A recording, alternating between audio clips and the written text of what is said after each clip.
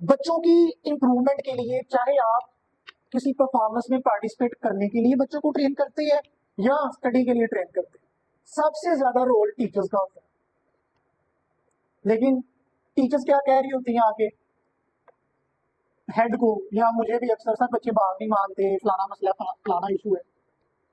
अगर टीचर आपकी बात नहीं सुनते, बात नहीं मानते, तो ये एक्चुअली आपका अपना फॉल्ट है। बच्चों को पटरी पे लाने के लिए बड़े बड़े तरीके हैं, उनको प्यार से डील करें। अक्सर टीचर्स की ये भी शिकायत होती है ड्यूरिंग, अगर हम क्लास की बात कर लें या ड्यूरिंग जब पढ़ा रही होती है टीचर्स, तो उनका ये कहना होता है कि सर एक फलाना बच्चा है वो बड़ा नालायक है, वो सुनता नहीं है, ठीक है, बात नहीं मानता। तो इससे ये साबित होता है कि आपने उस बच्चे के बारे में पहले ही माइंड बना लिया कि वो बच्चा नालायक है। और अगर आप मेरे साथ ये या किसी हेड के साथ ये बात कर रहे हैं, तो आप ड्यूरिंग क्लास भी हो सकता है बच्चे को जरूर नॉमिनेट करते हो कि बेटा आप क्यों नालायकी का मजाक कर रहे हैं, आप बहुत नालायक है। जब आप इस तरह करते हैं तो इंसानी जो दिमाग है ना, ब्रेन का जो पार्ट है हमारा, वो इस तरह की चीजें बड़ी जल्दी पिक कर लेता है।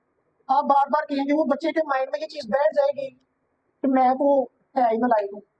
वो जो उसने जितनी कोशिश करनी है वो भी नहीं करेगा, जो वो मेहनत करेगा वो भी नहीं करेगा, क्योंकि आप टीचर्स क्या कर देते हैं ज्यादातर, उसके माइंड में ये चीज बैठा देते हैं। क्या बैठा देते हैं कि तुम नालायक हो। लेकिन हमने उस बच्चे को प्यार से मोटिवेट करना है।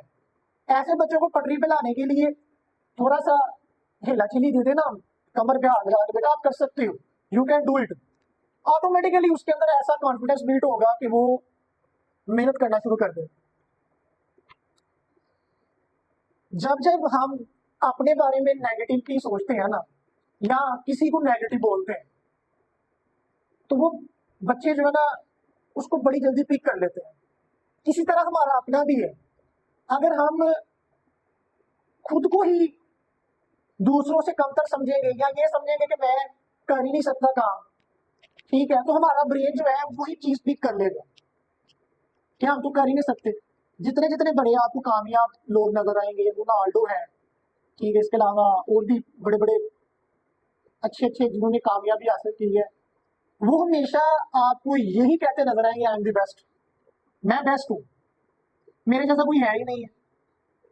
ठीक है, तो जब हम पॉजिटिव वे में सोचते हैं तो उसका 100% जो है ना फायदा होता है। और अगर हम नेगेटिव रह के सोचेंगे, बच्चों को भी वैसी तरबियत देंगे, तो बहुत मुश्किल है, नहीं काम चल सकेगा। इसके अलावा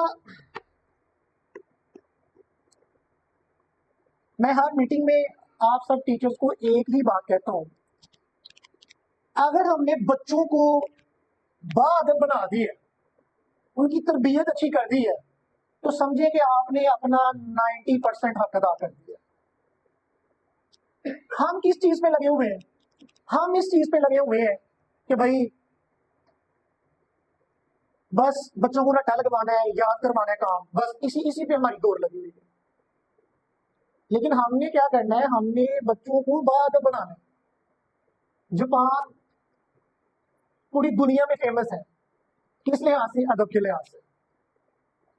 वहां पे अगर एक दुकान में कोई मुलाजिम नहीं भी है ना, और ऊपर लिखा हुआ है कि भाई ये चीज इतने की है, आप पैसे अदा करें और ले जाए चीजें, वो पैसे देते हैं, ठीक है, कुछ कोई ना कोई बॉक्स बना उसमें डाल के चीजें ले जाते हैं।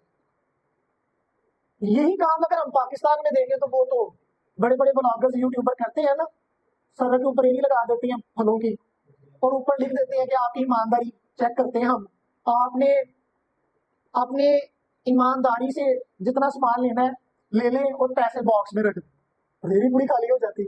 अगर 20,000 का सामान है तो कलेक्शन कितनी होती है? 5,000। जापान वगैरह इस तरह के मुल्क जो है ये हमसे इसलिए आगे है क्योंकि ये बच्चों को बचपन से ही अदब सिखाते हैं, दुनियादारी सिखाते हैं कि दुनिया में हमें किस तरह रहना है, ईमानदार कैसे बनना है। तो यही चीज हम सब ने मिलके अपने स्टूडेंट्स में ऐड करनी है, उनके दिल में, दिमाग में, कि भाई अदब ही सब कुछ है।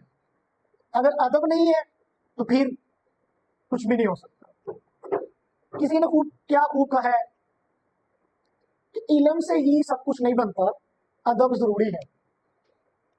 अगर हम इल्म की बात करें तो इब्लीस के पास इल्म कम था, लेकिन अदब नहीं था। तो देखिए आज उसके साथ क्या हो रहा है। अदब जो है ये बहुत ही ज्यादा जरूरी है। ये थी दूसरी बात जो मैंने आप सबको बच्चों के लिहाज से गाइड की है।